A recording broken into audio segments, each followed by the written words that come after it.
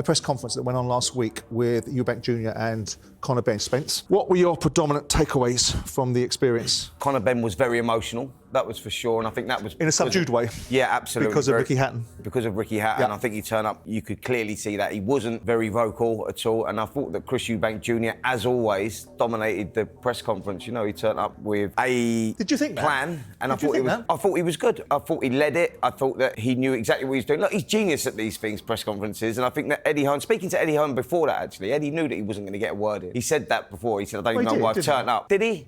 Because I think that Chris sort of shut him back down, didn't he? The reasons why we talk about these press conferences, Brian, the way that we do is because one of the big spectacles for me is the Benn Eubank press conference rather than the fight itself. So that's the reasons why we're talking about what happened in the press conference. Because the first set of press conferences with Chris, he just dominated it. You know, he dominated the promoters, he dominated Conor Benn because he was more articulate, he was more pointed, he was more succinct, he was Chris Eubank Jr.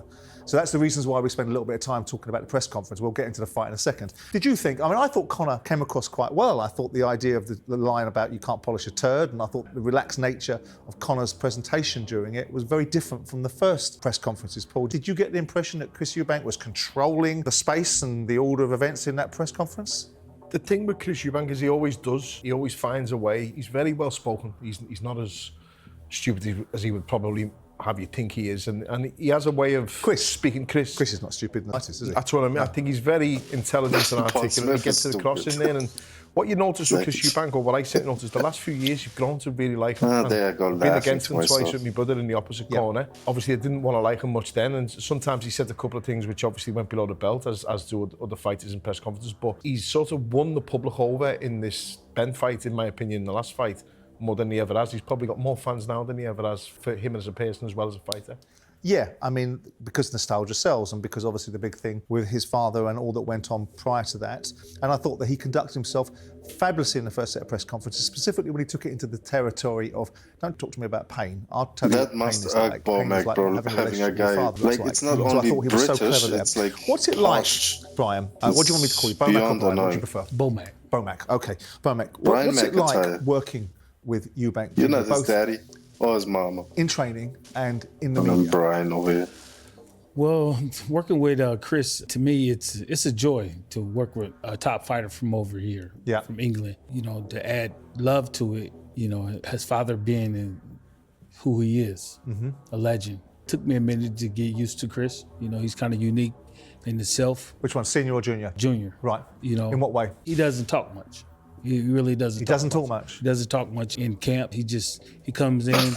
He's one of the only fighters I ever seen come in, and he's ready right away. Okay. He'll get straight to work. So as a trainer, you got to watch him. Say, you ready? Ask him, is he ready? Or, you know, most fighters come in, what they do, they mess around a little bit, try to get the music together. You don't want to talk to the other fighters, but Chris is one of those guys that come in, get straight to work, and then once he get done, he complete his work, he'll go. Because there was a perception, and I think I'm right in this, that he didn't take direction the way that other fighters. I watched you the other day with Terence Crawford, and I thought that was a perfect example of how a corner should be coordinated in terms of the control that you had in that corner. You went to your assistant when you felt there was a necessity to ask him if he wanted to say anything, but there was complete and utter focus, completely different to the Daniel Dubois corner and perhaps the Tyson Fury corner. There's a perception with Chris in the past that he is captain of his own ship and doesn't potentially listen to trainers. Is there any validity in that? No, we don't. I don't get that from Chris, man. Right. Before any fighter that I work with, I set him down and tell him what I expect out of him. And that's the first thing we did when we've had the first fight together. He went right along with it, and we just picked up where we left off at this time. What's his work ethic like in the gym? Because you work with some top fighters, and, you know, like you say, he doesn't really say too much, but what is his work ethic like?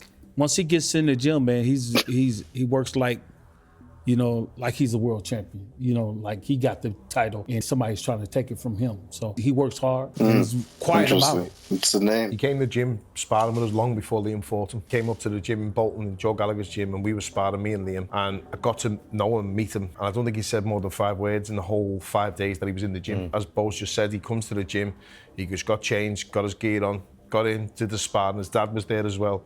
Finished the sparring in the dressing room, quick change, and he's home. Like, we're all standing in the showers having conversations. He's just very quiet, but he works really hard, he does. Why has he brought you back? Why are you back with him? You know, that's a good question. And the only thing I could think of is because probably I'm the best. Sure. And we had a great camp, and we had a great fight, the last fight that we was together. Liam. Yeah, Liam. everything went smooth. During camp, outside the gym, inside the gym, everything went smooth. What did you think of the first fight? Because it kind of sends out a message, Bomac, that Chris, I mean, there's a lot of people who have a view on the first fights. I don't think there's any doubt that Chris Eubank won the fight, but I think that a lot of people were pretty taken with Conor Benn's performance. By bringing you back, it almost tells you that Chris Eubank feels he needs to effect a change. What did you think of the first fight? Well, I will tell you this, man. We tried to make it happen the first fight, but the timing was wrong. Right. So he wanted you back for that anyway? He wanted me back for the next couple fights, but the timing was wrong because I was working with Keyshawn Davis. He was getting ready for a world title fight. Other fighters that was in the gym that I had obligations to, so I hate that I missed out on that part of history. Does that mean you're now with him for long term? I'm sure I am. Yeah. I'm sure I am. We've got a really great relationship. Not just only with me. We got the other two trainers. You got Red Spikes, you got Saul Diegues. You know, they play a big part in training me too. Tactically, would you have changed what he done in the first fight? The way that he fought? Yeah, I would have. Yeah. I would have. You would have approached it different? I would have approached it a little bit different. In what way? I can't tell you that. Because he's going to do it this time round? We might. Yeah. Okay. I know he's a world level fighter, Chris Eubank, because he's fought at that level, but every time he has fought at that level, he's lost. Is he a world level winning fighter? Because I've had this issue with Chris Eubank Jr. over the years.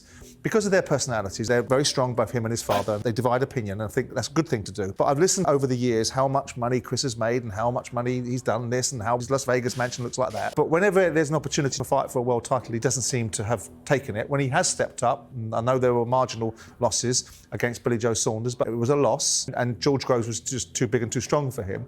Do you see, beyond this carnival, which I think these fights are, I think these are money fights being traded off the back of their father's legacy, do you see him taking a world title shot? And do you see him being a world champion? I know the stock answer is going to be yeah, but I'm trying to look into your eyes and get a real answer. You know, I told him the other day, maybe it was yesterday or the day before, I said, man, once you get past this fight and you dominate this fight, they can't deny you fighting for a world title. At 160, I believe he can be a world champion. At 160? At 160, I believe he can be a world champion. Now, I spoke to Chris Eubank Sr. on a number of occasions prior to the build-up of the fights, when the first fight was postponed because of the circumstances surrounding Conor Benn, and he was against it. He was very vociferous and very vitriolic about all the people that appeared to have worked with his son, accusing them of the worst kind of things, and also talking about the level of competency that they've exhibited. Now, I'm not suggesting he's brought you into that equation, but he's going to be visible over your shoulder potentially. How's that feel for you?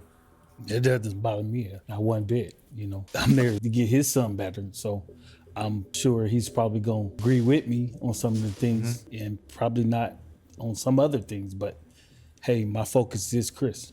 Bomac, I'm going to take you to Terence Crawford a little bit later on in the show, but I'm going to ask you about Chris Eubank. Your expected win against Conor Benn. Do you see him getting against Saul Alvarez? And if he did, do you see him beating him? Now say that again.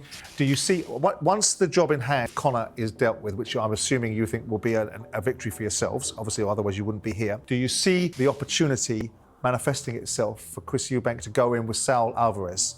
And if he does, Canelo Alvarez, do you see him beating him? I got my fingers crossed that after he beat Ben, Saul will call him out. Is that the direction that you would advocate for your fighter? I definitely will. I mean, Terence is obviously the 168 king now, but will he be staying there? And if he doesn't stay there, then them titles will fragment and one of them will become vacant, and that would open the door for Chris, wouldn't it? Well, right now, Terence is just taking a break, man. Yeah. You know, spending time with his family, got a lot of things coming up. So once he get back, Jim, we'll sit down and talk about this next month. Well, the reason why I say Alvarez, because I can't put you in a conversation where you're fighting Terence Crawford, can I? Because you wouldn't be representing Eubank Jr., you'd be looking after Terence Crawford. That's why I brought Saul Alvarez into the equation, and that's why I asked you about him rather than the incumbent champion, which is obviously Terence Crawford. Why? They got 3 trainers. Well, you said it best. Thank you very much. Right, we'll have a break.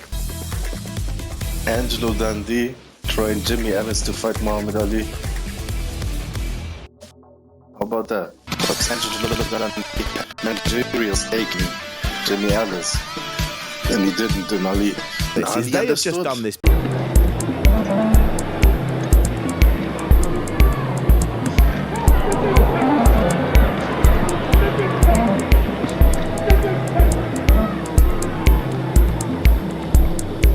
Watch it now. They're beginning to talk about the fact that when Ali pulls his head back, instead of moving from side to side, slipping the blow, he is moving back a little bit slower and being caught. A minute and a half left in round 3. And Ellis has clipped him with some solid left jabs. The Ali shuffle. Ali that time looked for an opening when he slipped the left hand, and he didn't find it at the body. Ali nicely stopped the right hand with a shoulder. He is confusing Ellis now. And Ellis is coming in. Ali wants.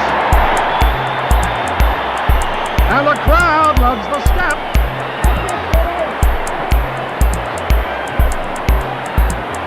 Ali is giving Ellis a lesson.